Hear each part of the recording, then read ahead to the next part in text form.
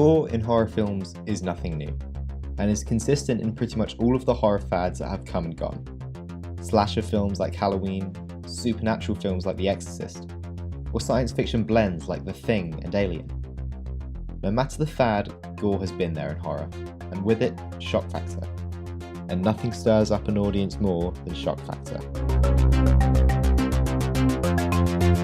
Though it makes the headlines and stirs up the masses, shock factor seems to be the most effective way to entice an audience and keep them engaged during a picture. The most well-known horror films in the box office have shock as one of their most well-known factors, for better or worse. Hitchcock's Psycho was groundbreaking in what it showed on the big screen, shocking audiences across the states for its nudity, on-screen violence and LGBT thematics, causing an uproar in audiences and critics. One reviewer calling it a blot on an honourable career for the director. But this didn't stop lines upon lines of moviegoers outside theatres across the globe, and thus standing as the director's most profitable film ever made, period. Despite the gimmicky marketing, shock and hate for the film from critics, people couldn't get enough of Psycho. And this stems down to an inner morbid curiosity that exists as a part of the human condition. People just can't get enough of what shocks us. There's a little voice that tells us to look at what disgusts us, shocks us, and frightens us. And though your typical blockbuster horror will always perform well in the box office because of this reason, the thing that brings out the real thrill seekers is the gore, the truly disgusting shock, the headline makers, the films that need on-site hospitals. Why else would there be 8 feature-length Saw movies that completely defined the benchmark for the Western gore genre across the noughties? Hostel, The Hills of Eyes, and The Human Centipede, completely revitalising the splatter genre in Western cinema that spawned in the early 1980s through Cannibal Holocaust and the height of the slasher movie. This gore that comes into play isn't necessarily the main attraction. That morbid curiosity stems more into a real-world fear.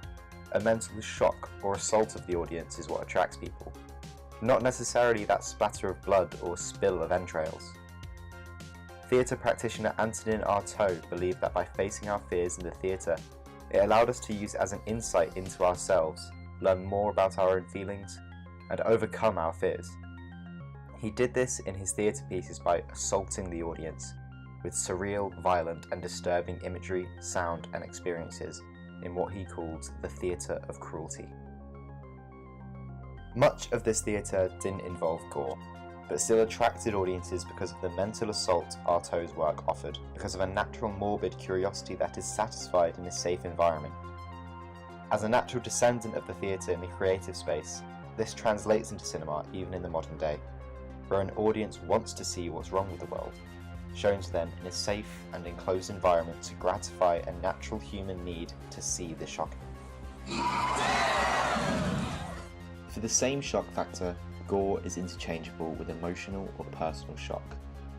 Infamous mentally shocking scenes exist in pictures like The Girl with the Dragon Tattoo or 2006's The Hills Have Eyes, who are both known for their bold and brutal rape depictions.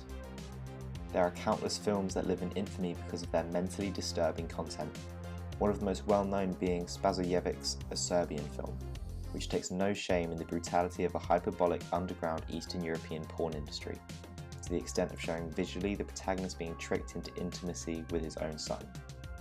Incestuous themes are often synonymous with mentally shocking features, such as Korean revenge thriller Oldboy, which was also remade for a Western audience by Spike Lee in 2013. I think this comes down to human relationships with the unnatural. What we've been told all our lives is wrong is something people often desire for, the greatest example being the rebellious teen who will strive to do what their parents want them not to. This idea of rebellion against the natural order or the societal order is something that consistently lives in a person. If we can't find it in the real world, it is found in the cinema.